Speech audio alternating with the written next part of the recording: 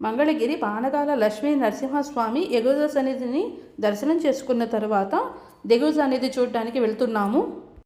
ప్రాచీనమైన లక్ష్మీ నరసింహస్వామి దేవాలయానికి ఎలా వెళ్ళాలి అనేది వీడియో లాస్ట్లో చెప్తాను. వీడియోలోకి వెళ్ళిపోదాం పదండి. హాయ్ అండి, అందరికీ నమస్తే. Welcome to our channel trendy Sujatha arts. Lakshmi Narasimhaswamy దేవాలయం దిగువ సన్నిధి. ఇది అత్యంత ప్రాచీనమైన ఆలయం. మంగళగిరి పట్టణంలో నడిబొడ్డున ఉంది. అందుకోసం చుట్టుపక్కల బిల్డింగ్లు అన్నీ కనిపిస్తూ ఉంటాయి. గుళ్ళోకి వెళ్దాము. వెళ్ళే ముందు కాళ్ళు కడుక్కుందాం. ఇక్కడ కాళ్ళు కడుక్కోవాలి. ఈ గుడిలో పాలిచ్చే తలుపుల సౌకర్యార్థం ఒక ప్రాంగణం ఉంది. గుళ్ళోకి వెళ్దాం. చూడండి ఎంత పెద్ద తలుపులు ఉన్నాయో. ఈ దేవాలయ ప్రాంగణంలో బంగారు వెండి బలులు ఎక్కడ ఉన్నాయి, అసలు ఈ దేవాలయాన్ని ఎప్పుడు కట్టారు, లాంటి వింతలు విశేషాలన్నీ తెలుసుకుందాం. లోపలికి వెళ్ళగానే ఎడమవైపు టికెట్ కౌంటర్ ఉంటుంది. అక్కడ ప్రత్యేక దర్శనానికి టికెట్లు ఇస్తారు. ఒక ఫ్యామిలీకి 200 రూపాయలు గోత్రనామాలు చదివి హారతి ఇస్తారు. ఈ దేవాలయంలో ఉచిత దర్శనం, ఉచిత బస్ సౌకర్యం, ఉచిత అన్నప్రసాద సౌకర్యం కూడా ఉంది. చూడండి ధ్వజస్తంభం. రోజు 100 మందికి ఉచిత అన్నప్రసాద టోకెన్ ఇవ్వడం జరుగుతుంది. ఈ ఆలయంలో బంగారు దాపడం పెట్టిన బావి ఉంది. దీన్ని బంగారు బావి అంటారు.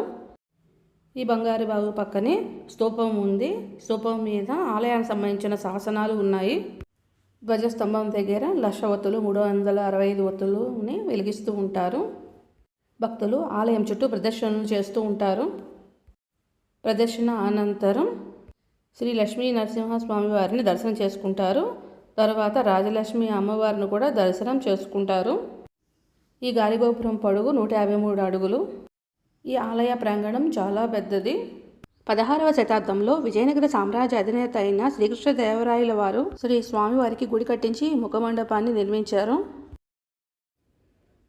చూడండి, స్తూపానికి కుడివైపు రామాలయం ఉంది. ఈ రామాలయంలోనే బంగారు వెండి బల్లీలు ఉన్నాయి. కనిపిస్తుంది కదా చివరి స్తంభం మీదన. చూడండి, అతను పట్టుకున్నారు కదా, అక్కడ ఉన్నాయి. నేను స్టిక్కర్స్ని పెట్టాను మీకు అర్థమవడం కోసం.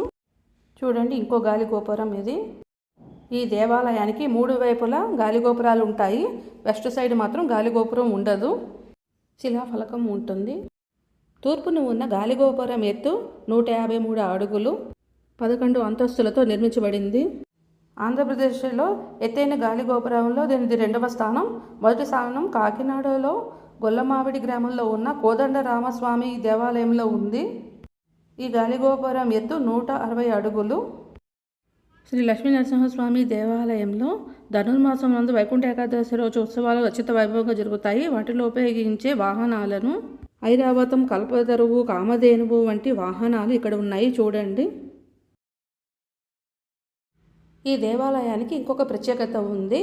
వీటికి వాడిన ఎర్రటి రాళ్ళు సగం వరకు ఎర్రటి రాళ్ళను పేర్చి కట్టడం జరిగింది. ఎక్కడా అతుకు లేదు.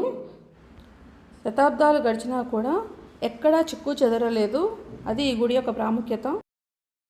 ద్వాపర యుగంలో పాండవులు అరణ్యవాసంలో పానగాల లక్ష్మీ నరసింహస్వామిని దర్శించుకొని అరణ్యవాసముని వీడి అజ్ఞాతవాసమునికి వెళ్ళేటప్పుడు దిగువ సన్నిధి లక్ష్మీ నరసింహస్వామిని సాలగ్రామ రూపంలో ప్రతిష్ఠించి పూజలు చేశారని చెప్తారు. అన్ని గోపురాలు ఒకే ఫోటోలో కనిపించాలంటే కొన్ని యాంగిల్స్లో మాత్రమే కనిపిస్తుంది. చూడండి, మంగళగిరిలో ఉన్న లక్ష్మీ నరసింహస్వామి దేవాలయం చాలా ప్రాచీనమైనది, చాలా విశాలమైనది కూడాను. చూడండి, ఒక్క ప్రదర్శనకే సమయం పడుతుంది. ఆలయ ప్రాంగణంలో పొంగలి వండి నైవేద్యం పెట్టి మొక్కులు కూడా చెల్లించుకుంటారు. ఈ ఆలయ ప్రాంగణంలో చూడండి, ఒకటే మొదలు ఉంది. దీనికి 2 చెట్లు ఉంటాయి. ఒకటి రావి చెట్టు, ఇంకోటి పిప్పిలి చెట్టు. అధినేత బృహస్పతి. సంతానం లేని వాళ్ళు ఈ చెట్టుకి 3 ప్రదక్షిణాలు చేస్తే సంతానం కలుగుతుందని భక్తుల విశ్వాసం. ధనుర్మాసమునందు వైకుంఠ ఏకాదశి ఉత్సవాలు అత్యంత వైభవంగా జరుగుతాయి. అదే వైకుంఠ ఏకాదశి రోజున ఉత్తర ద్వార దర్శన స్వామి ఇస్తారు. ఆ రోజు ఒక్కరోజు మాత్రమే తంజావూరు రాజైన సర్ఫోజీ 2 గారిచే స్వామివారికి సమర్పించబడిన బంగారు దక్షిణావృత శంఖంచే భక్తులకి తీర్థం ఇవ్వడం జరుగుతుంది. మాసం నందు శ్రీ స్వామివారికి బ్రహ్మోత్సవం అత్యంత వైభవంగా జరుగుతుంది. పాల్గొన షష్ఠి రోజున పెండ్లి కుమారుడిని చేయడం ఉత్సవం, పాల్గొన సప్త రోజున ధ్వజారోహణ జరుగుతుంది. ఆ రోజు సంతానం లేని దంపతులకు గరుడబుద్ధ స్వీకరించిన సంతాన భాగ్యం కలుగుతుందని ఇక్కడ స్థల పురాణం నందు చెప్పబడింది. చూడండి, బ్లూ ట్యాంక్ కనిపిస్తుంది కదా, ఇక్కడే ఉచిత జల ప్రసాదం ఉంది, మంచినీళ్ళు అక్కడ దొరుకుతాయి.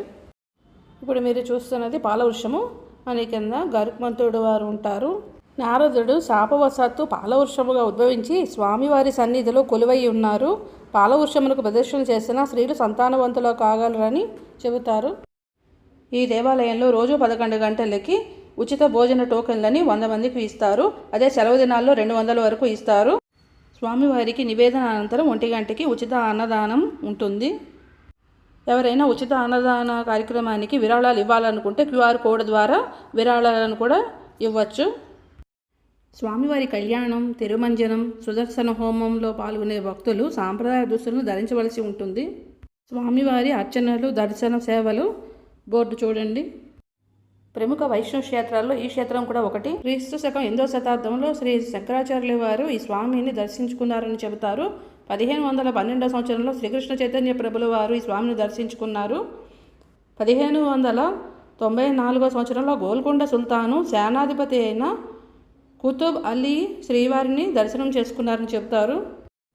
1558వ సంవత్సరంలో ఒడిశా దేశపు రాజైన సిద్ధిరాజు రాజయ్య దేవర వారు శ్రీ స్వామివారికి 28 గ్రామాలలో 200 కుచెళ్ల భూమిని ఇచ్చారు.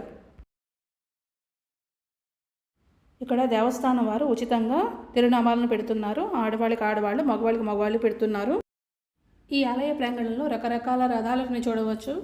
దీన్ని వివిధ సందర్భాలలో ఉపయోగిస్తారు. పాల్గొన చతుర్దశి రోజున కళ్యాణ మహోత్సవం అతి వైభవంగా జరుగుతుంది. పాల్గొన పౌర్ణమి రోజున శ్రీ స్వామివారి దివ్య రథోత్సవం జరుగుతుంది. దీనినే మంగళగిరి తిరునాళ్ళు అని పిలుస్తారు. స్వామివారి దర్శనం బాగా అయింది. గుడి ప్రాంగణానంతా ఒకసారి చూడండి. పాండవులు స్వామివారిని ప్రతిష్ఠించగా తర్వాత కాలంలో విజయనగర సామ్రాజ్య అధినేత అయిన శ్రీకృష్ణదేవరాయల కాలంలో స్వామివారికి ఆలయం నిర్మించి ముఖమండపం కట్టించారు.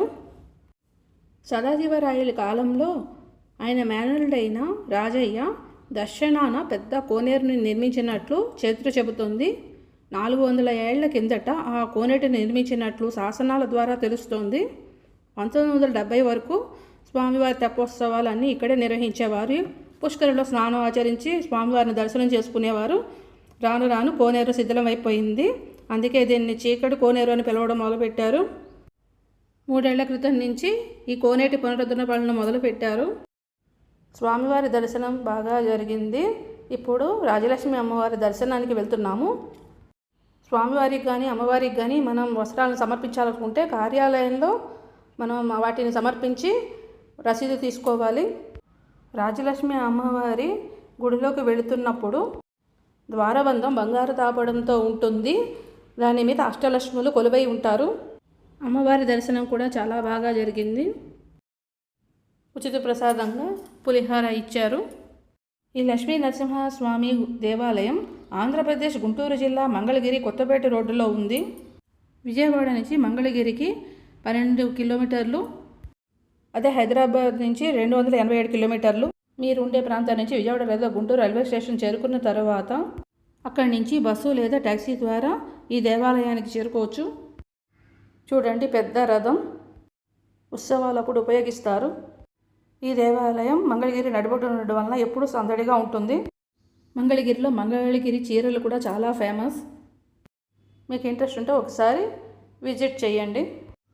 రోడ్డు పక్కనే దేవుడి బొమ్మలను పెట్టి అమ్ముతున్నారు, చాలా బాగున్నాయి. పక్కనే పెద్ద పెద్ద జాంకాయలు కూడా ఉన్నాయి. మంగళగిరి లక్ష్మీ నరసింహస్వామి టెంపుల్ గురించి అన్ని విషయాలు నేను చెప్పాను అనుకుంటున్నాను. Thank you for watching.